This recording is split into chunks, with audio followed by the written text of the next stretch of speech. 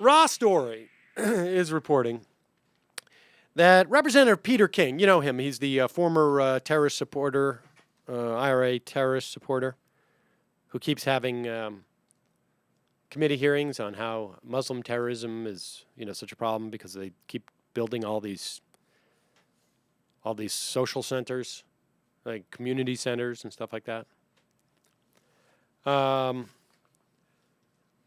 Representative Peter King is very angry that a vote in the House of Representatives called upon the New York City Police Department to stop profiling the Muslim community. And he says that it was a Democratic-led initiative to forbid police departments from engaging in unconstitutional discrimination. It was written by Rush Holt from New Jersey, and it said specifically designed to correct racial disparities seen in the New York Police Department's ever-changing list of suspects. And Representative King said, I'm telling you, there is no profiling. There is no profiling. You have no evidence. Well, in fact, there is a little bit of evidence. Stop and Frisk, for instance. 25% of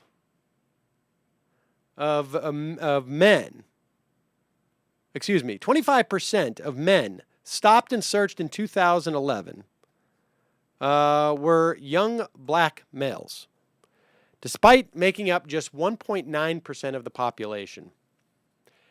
Just to give you some stats from last year, New York Police Department stopped and interrogated 97,000 people on the streets. That's in Bloomberg's first year of office, I should say. By 2007, that figure had risen to 500,000 people.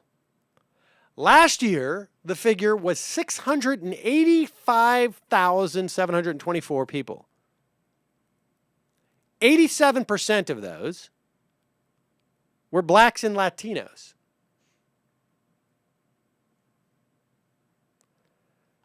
In precincts where blacks and Latinos are least represented among the population, 14% or less, blacks and Latinos were nonetheless the target of 70% of stops. Less than 14% of the population, but you account for 70% of the random stop and frisk stops. The number of stops of black men between the ages of 14 and 24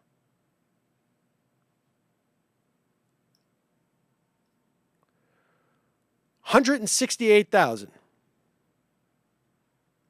which exceeded the total city population of black men in that age range by 10,000. In other words, they've literally stopped and frisked black people more than they even exist, black males. Now, unfortunately for the city, they're not allowed apparently to tag the people they've stopped and frisked. So they don't know if they've stopped and frisked randomly every single black male in the city. But it's also showed, the statistics also show that it is not producing the firearms or the weapons that they're supposed to produce. Blacks and Latinos were more likely to get frisked, yet they yielded a smaller percentage of weapons than whites.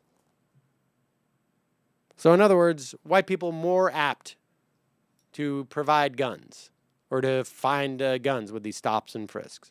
So in other words, this is just a way of basically harassing a population. But according to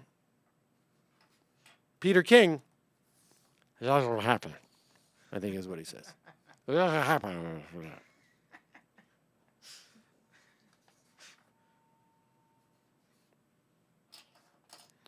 He is an unbelievable douchebag. Isn't he? He certainly is. He's horrible. I believe he also in that CNN interview today said he demanded that the members of Congress who presented that bill apologize for daring to say the NYPD does anything questionable or illegal. Loyalty oaths to the New York Police Department now. That's what he's demanding. He was the same guy who was invited to break down doors with them, right? Remember, he was. Oh, really? Did he get to go in? Yeah, he went, and there was a whole investigation into that. At least what I saw in the news. Oh, I didn't see that. About how I got to wear a vest. I got to wear a vest. Doesn't he talk sort of like that? he does. It's a slight exaggeration, perhaps.